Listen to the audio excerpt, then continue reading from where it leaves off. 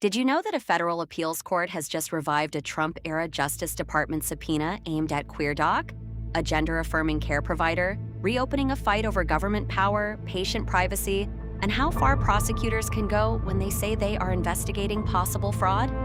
The decision came from the Ninth Circuit, and it did more than simply let the subpoena live again. It sent the case back toward another round of lower court review, where a judge will have to sort out two huge questions at once: whether the government really needed this much information, and whether the request went far beyond what any legitimate investigation should require. At the center of the dispute is a simple but explosive tension. On one side, federal investigators say they are entitled to seek records as part of a broader inquiry tied to gender-affirming care.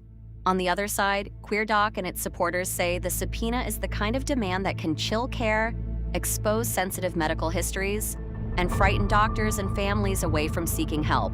That fear matters because the records involved are not abstract. They can include intimate details about diagnosis, treatment plans, and the care of minors who were diagnosed with gender dysphoria and relied on clinicians for support.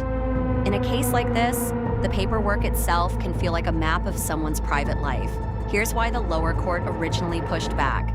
A district judge found signs of bad faith, concluding that the subpoena was not simply a neutral request for evidence, but part of a broader effort that raised serious concerns about motive and overreach. That finding was crucial because courts are supposed to take seriously the idea that the government cannot use its investigative powers as a pretext to pressure a provider or rummage through protected medical records without a proper basis. The district court saw enough to question whether the subpoena was really about a focused inquiry or whether it was being used to cast a wide net over a controversial form of care. Sarah's reaction captured the sense of unease many advocates feel when these fights land in court. The problem, she said, is not only what the government asks for, but what the asking itself signals to patients. When a subpoena targets a provider known for helping transgender people, especially young people, it can send a message far beyond the courtroom. It can tell families that seeking care might put them on a government list, or that a diagnosis could later become the subject of scrutiny they never agreed to. In a system built on trust, that kind of signal can be devastating. Ashley's response was sharper because from the patient side, this does not feel theoretical at all. Witnesses and patient advocates have warned that when records are demanded in bulk, privacy becomes fragile fast. Ashley spoke for the people who worry about seeing deeply personal information swept into an investigation that they did not start and cannot control. For minors and their parents, the concern is even more intense. A diagnosis of gender dysphoria can already be emotionally complicated, and the decision to seek gender-affirming care is often made carefully, privately, and with hope that the information will stay protected. A subpoena can feel like a breach of that promise before anyone has even been accused of wrongdoing. Then there is Nia's point, the conscience running through the whole story. What happens when a legal fight over records starts to resemble a warning shot to an entire community? Critics say that is the real danger here. They argue that investigations aimed at gender-affirming care can become tools of intimidation, especially when they target the very providers who serve patients most likely to fear discrimination.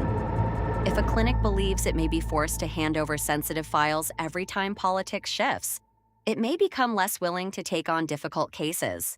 If patients think their care could be exposed, they may delay treatment, hide symptoms, or avoid the system altogether.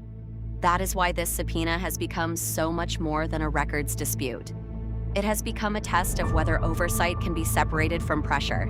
The Justice Department, for its part, says it is doing what investigators are allowed to do, seeking information it believes is relevant to potential wrongdoing.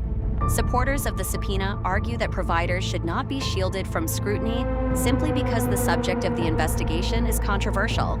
They say the law does not vanish when the case involves gender-affirming care, and that the government must be able to check whether rules are being followed, billing is accurate, and claims made in medical settings can be verified.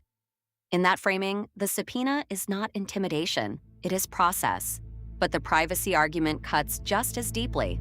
QueerDoc and its allies say the breadth of the request matters as much as the reason given for it. Even if investigators have a legitimate interest, they still have to ask only for what they truly need. That means the lower court's next job is not just to decide whether the government can investigate. It must decide how much information the government can demand. whether the subpoena is narrowly tailored, and whether the burden on the provider and its patients is too heavy. Scope is the key word now. A subpoena that is too broad can become a fishing expedition, and a fishing expedition can become a threat. What makes the Ninth Circuit ruling so important is that it revived the subpoena without erasing the underlying concerns. The appellate court did not end the controversy. It reopened it. That means the next phase will likely focus on how to balance investigative authority against confidentiality, and on whether the district court's bad faith finding can survive closer review. If the lower court again sees signs that the government's request is excessive or improperly motivated, it may narrow the subpoena, restrict what can be collected, or impose protections around especially sensitive material. If it sides with the government, the records may move forward into the hands of investigators, and the implications could reach well beyond this one provider. That is why everyone is watching what happens next. The case could shape how courts treat subpoenas in politically charged healthcare investigations, especially when minors and gender dysphoria are involved. It could also influence how providers document care, how families think about privacy, and how willing people are to seek help when the subject is already under public attack. For now, the ruling has ensured that this fight is not over. It has only shifted the battleground, and that is the final warning. When a subpoena reaches into the most private corners of medical care, the question is never just what the government can ask for. It is what kind of system we are building when the fear of being watched starts to sit beside the decision to get treated. In cases like this, the paperwork can outlive the politics, and the chill can last long after the headlines fade.